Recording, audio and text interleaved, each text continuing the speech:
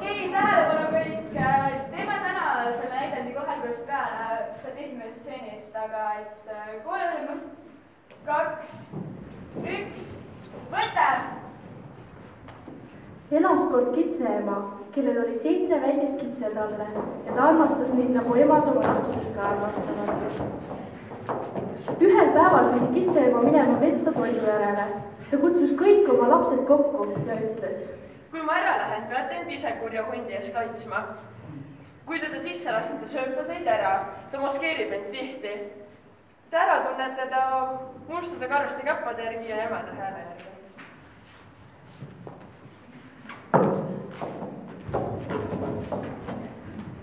Varsti peale seda koputati uksele ja üks hääl ütles: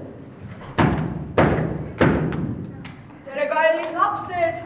Ma tõin teile midagi. Laske mind sisse. Aga kitsetalled tundsid jämeda hääle järgi ära, et ukse taga on hunt ja vastasid: sa ei ole meie ema, sa oled hoopis hunt või lasesid sisse. Siis läks hunt poodniku juurde ja ostis suure tüki kriiti.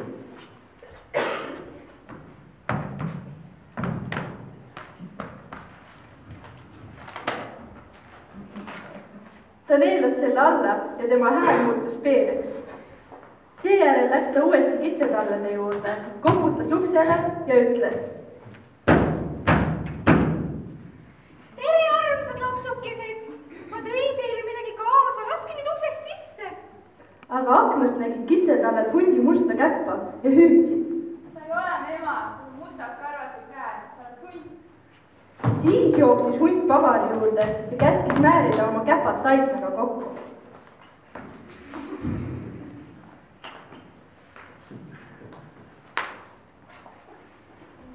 Seejärel jooksis ta mõldri juurde ja laskis raputada käppadele jahu. Lõpuks läks ta 3. korda kitsetallede ukse taha ja ütles: tere, armsad lapsukesed, laske mind sisse, olen teie ema, tõin teile midagi kaasa. Seejärel asetas ta oma jahuse käpa aknalauale. Kui kitsetalled valget käppa nägid, arvasid nad, et see ongi nende ema ja avasid ukse. Kui nad nagu lävel hunti nägid, jooksid nad hirmunult laiali ja proovisid end ära peita. Üks puges laua alla, teine voodisse, 3. ahju, 4. kööki, 5. kappi, 6. pesukausi alla ja 7. kellakappi. Aga hunt leidis nad kõik üles ja neelas üksteise järel alla.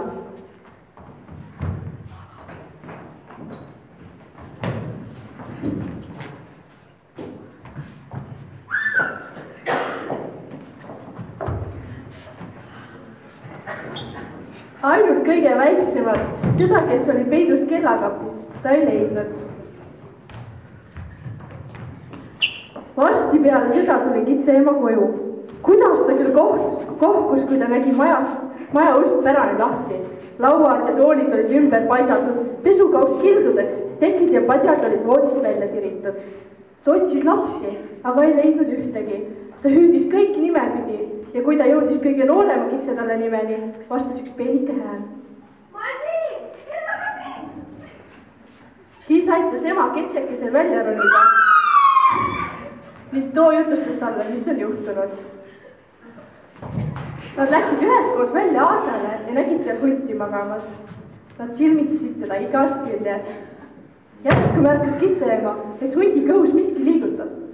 Kas mu lapsed võivad tõesti elus olla? Hüüdis ta ja saatis kiiresti oma noorima lapse tuppa kääride ja niidi nõela järele. Siis lõikas ta pahategija kõhu lõhki. Vaevalt oli ta teinud esimese lõike, kui juba üks kitsetall pea välja pistis. Siis lõikas ta terve kõhu lahti ja kõik 6 kitsekest hüppasid tervete ja reibastega üksteise järel välja. Oli see alles rööv, nad sülelesid üksteist ja tantsisid rõõmsalt ringi, kuni ema ütles: minge palun otsige kive, nii kaua kuni ta magab, täidame ta kõhu nendega. Kitsetalled veeretasid kohale palju kive ja asetasid need kõik hundi kõhtu. ema õmbles kõhu kiiresti kinni, nii et hunt ei märganud midagi ja magas rahumeeli edasi. Kui hunt oli ennast välja maganud, tõusis ta üles ja tundis suurt janu. Seepärast läks ta kaevule jooma.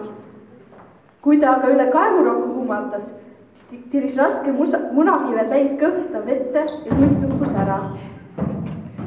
Kui 7 kitsetalle seda nägid, jooksid nad kõik kokku ja hüüdsid. Ja tantsisid koos emaga rõõmsalt ümber kaevu. Okei, stopp, väga hea. Võib-olla ema, sa võid natukene heldem olla, aga hunt väga hea töö ja kitsadele ka väga hea. Aga lõpetan tänaseks ära ja homme kell 8.